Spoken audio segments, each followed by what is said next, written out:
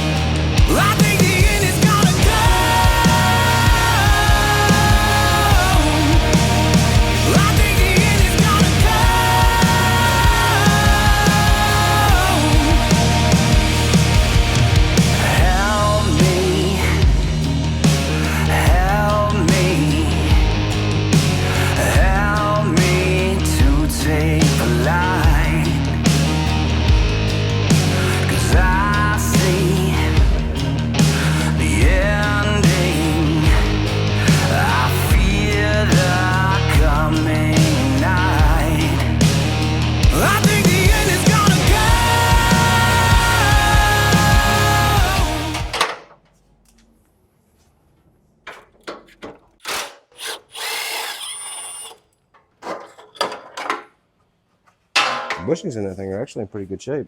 All right, so we're going to need the slider mounts, the trans cross member. We'll go ahead and take the bulkhead off the firewall. I think the trans cross member, yeah, it's still in there. Well, we've got that Speed Engineering one. Oh, that's right, that's right. That has, it's straight, but the exhaust goes over it. So that's right. We can go ahead and get the bulkhead off the firewall, just pull that whole harness out, and I'll de-weed what we don't need. Did we take that bolt out in the middle? Yeah, it should be a 10 or an 8. And then I got to drill a hole in the firewall.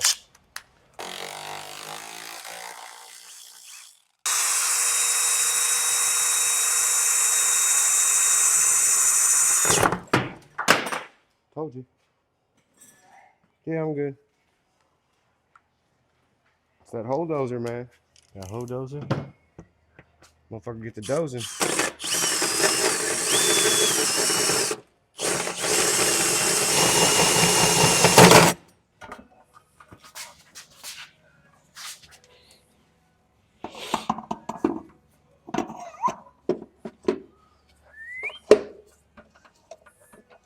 Three distinct clicks, remember.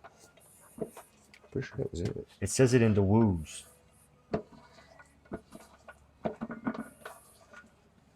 Yeah, that's money, bro. That's money, dude.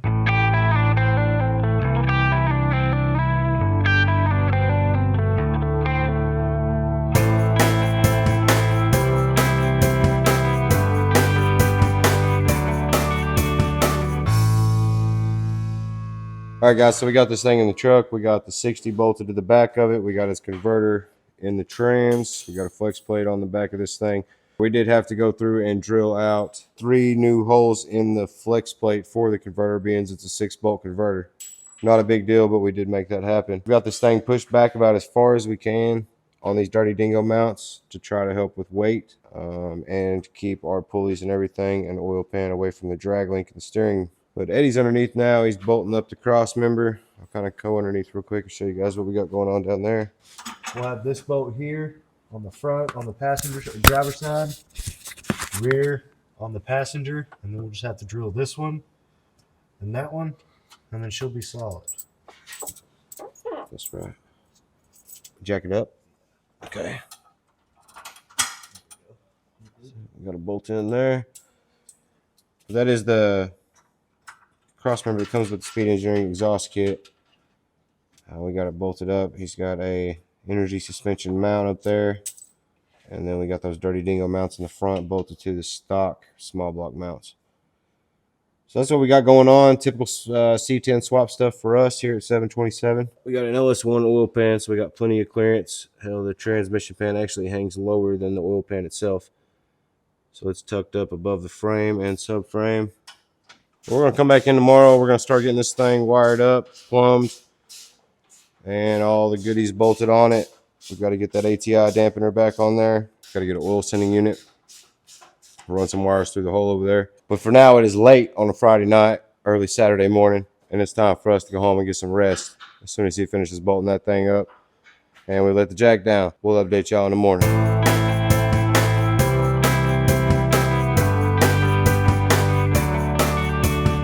All right, guys, so it's now Saturday morning, and we have got the motor fully bolted in, trans cross members bolted in. We did replace those junky motor mounts, so we got that done first thing this morning. Eddy got all the holes drilled for the cross member, got those put in. Cross member is bolted to the trans, so now we can measure for a drive shaft. But first, we need to be able to set this thing at ride height and then jack it all the way up so we can make sure that we have enough engagement at ride height. It's not slamming in when it's laid all the way out. Because this thing's on air ride, and we have a lot of suspension adjustment. A lot of different positions this thing's going to be sitting, from being laid out to all the way up. We want to make sure the drive shaft is going to work. We got a set of stainless steel long tube headers from Speed Engineering, along with one of their exhaust kits for the C10s. And being as this burb is 2-wheel drive, we're going to be able to use that. So he's about to get the driver's side bolted up and then get the valve cover on this side. And we may have to either clearance this thing, or we were talking about just cutting it all the way off. But we got to get this thing out of the way. Still got to get the converter bolts in it, bolt the starter up, and get his ATI dampener put back on. From there, we're going to start running the ACES. We'll get it laid out and get a game plan for that.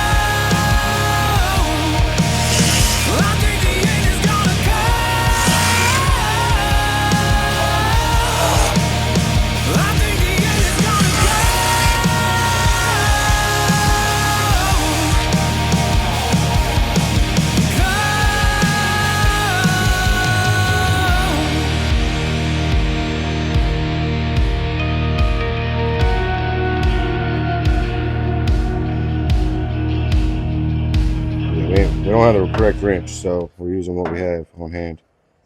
Believe it or not, we don't have an 1 1/16 wrench or whatever that is, but we have a pipe wrench. So that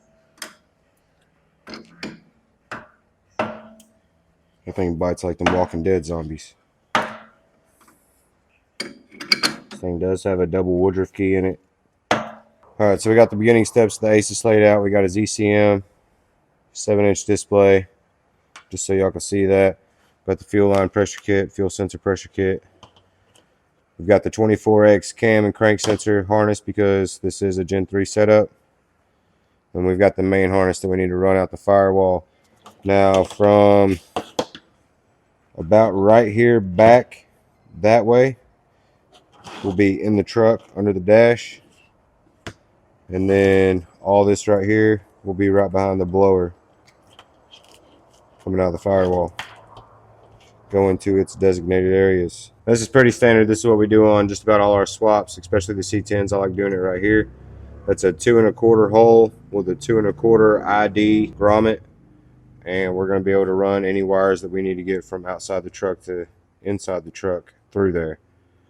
We do have a couple other aftermarket options that we're looking at trying out. It's like a 2-piece bolt-in and really blocks it off really nice, but we'll cross that bridge at a future date, and luckily they are a bolt-in option, so that's something we can look at and possibly try out and see how they do, and if we like them, we'll start doing more of those. But Eddie went to town to get some converter bolts and some more washers for shims. All right, so we got most of his ACES ran. We got his coil extensions plugged up, got his trans harness dropped down there quite a bit, wide bands, all that good stuff. We peeled the tape off this thing. We're getting ready to put the blower on.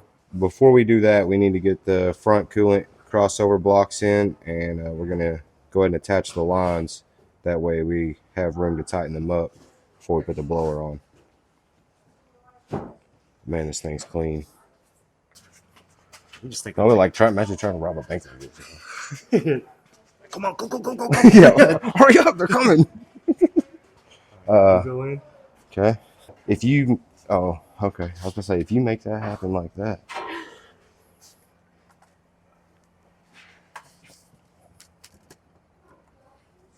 Are all 4 of your gaskets on? Yes. I can seize them all. Alright, so now this thing not bolted down at all.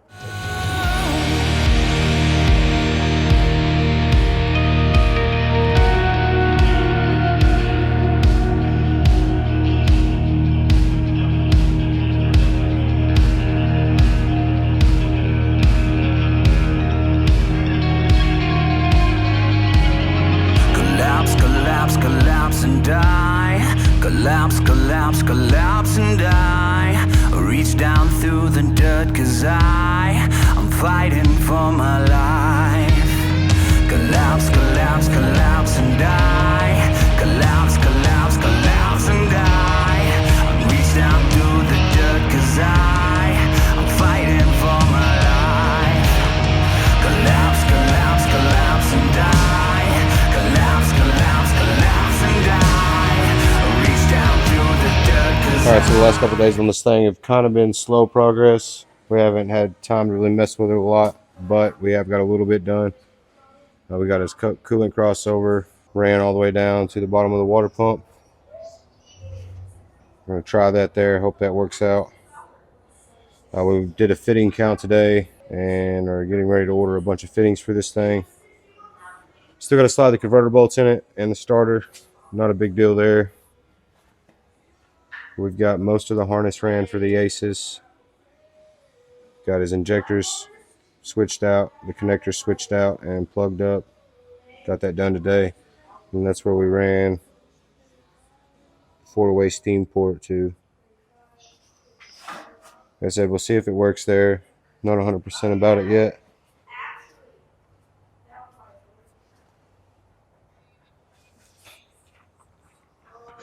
Today while Eddie was here, he got the Holly throttle pedal mounted. We got the sub harness for it ran and the excess zip tied up over there. I'm about to go ahead and sort through some more of this ACES and try to get it figured out and kind of organized and get a game plan for what we're doing. Now we are relocating the battery on this thing to under the truck on the frame rail. He's got a mount for it, and this thing doesn't have wipers or anything, so it's not really going to see much rain unless we get caught in it going to a show or something. But we're going to mount the battery on the frame down below, run all new wires and cables and everything to that. And then we've also got a BP Automotive standalone fuse block. It's actually for an LS swap, but I like to use those and relabel a lot of the fuses and circuits in it and use those for other things within the vehicle, since the ACES covers a lot of the things that BP standalone fuse block would cover, like fuel pump, ignition, ECM, stuff like that. So what we typically do is we'll take those, and if we got like an airbag system or a stereo or lights, or in his case we've got electronic power steering and the pump for the supercharger. So we'll use that fuse block to actually power both of those circuits. That way they're on a safe circuit by themselves. And then we'll take the manual for the BP Automotive fuse block and we'll relabel the printout in the instruction manual and try to make a sticker that goes on top of the fuse block or inside of it to show what fuses are what. And at the end of the day, he should end up with a couple extras that are open that he can use for whatever in the future. Got to give a huge shout out to Evil Energy. They are one of our YouTube sponsors. We've been using their products for probably right at 2 years now on swaps, and we really, really like them. We haven't had any issues yet that weren't operator or user error. Used their fuel filters, we've used their regulators, we've used their lines, their line kits. We've used a lot of products from them, and we really like their products. So if you're looking for fuel system for your vehicle and want to run AN lines, a high quality filter, and a good E85 capable regulator, then run over to evilenergy.com, link in the description, and make sure you use code 727M10 for 10% off your entire order. He also got his coil packs mounted on his rails. New ICT billet mounts, and we're going to mount these on the bottom of the core support just like we did in my truck Panda. Those coil mounts paired with the ICT billet build your own plug wire kit will give us a nice coil relocate and nothing on top of the valve covers. Now we did run into an issue with this LS1 style, I believe it's an LS1 style alternator, with this monstrosity of a vent back here running into the frame and some other stuff down below. So we're going to work on finding a smaller alternator, or at least a stock alternator that has a smaller ventilation system on the back. We'll get that swapped out in this Holly bracket and get that thing bolted up soon too. That's the last component before we can start routing belts and get the lower pulley on for the blower. All right guys, so it's been a very productive weekend, I would say. We thrashed pretty hard on this thing. We got quite a bit done. We got like the converter bolts in it. We got the headers on. He got his spark plugs gapped and put in. A little bit of plumbing done up top. We got a fitting count on what we need for the fittings. We did get his core support mounted back up and got his slosh tubs in, and that taught us a lot. That taught us that we do not have enough room for the electronic power steering box up here like we wanted, and his coolant reservoir / ice tank for the Supercharger is not going to fit where we wanted it to go. So we've got a sudden change of plans there. We're going to mount the ice tank in the very back in his spare tire compartment and just plumb it the full length of the truck. And then as far as the electronic power steering goes, he is doing a full HVAC delete on this thing, and he's going to do something else later on in the future. So we've got an idea of trying to tuck it up under the dash on the inside of the truck with the filler neck sticking out in the wiper cowl up there, being as this thing has the one-piece hood wiper cowl deal, being an early round eye C10. We are making leadway, though. We've got quite a bit done on this thing. Of course, building these trucks and doing LS swaps, you're always going to run into small hurdles and hiccups and need parts. And we've got a lot of plumbing and a lot of wiring to do. We did get all of his engine grounds done, except for the ones coming off the battery straight to the frame. As you guys saw before, we did get his battery mounted up on the side of the frame under the passenger floorboard. We've got his coil extension harnesses ran. We've got the ACES ran in the truck. But before we can really mount the ECM up under the dash or anything, we need to get the HVAC box out. So that's going to be one of our next steps. But, you know, we've got life, daily work, and other stuff. This is all extra stuff. So you guys are going to have to bear with us as we slowly work through this project and still gather up the little bit of miscellaneous nickel and dime stuff that he needs and find all the correct parts for the build. Like I said, we're going to get that HVAC box out, get the power steering pump mounted, and try to get the slosh tubs and fenders in this thing as soon as possible. We do have to measure for a drive shaft before we can finish the exhaust, and then we've just got to drop his pump in the tank, get it back in the truck, and run new fuel lines. Guys, that's going to sum it up for this episode. Remember to smash that subscribe button, like, share, comment, and let us know if you guys are liking the content we're bringing. We do still have the blue long bed that's coming back in to be finished up. We've got another swap going on in the workshop over here across on the other side of the wall, and we've got cam swaps and DOD deletes out the wazoo. But remember to find us on social media at 727 Motorsports. But thanks for watching, and remember, if you're not following us, grab that button.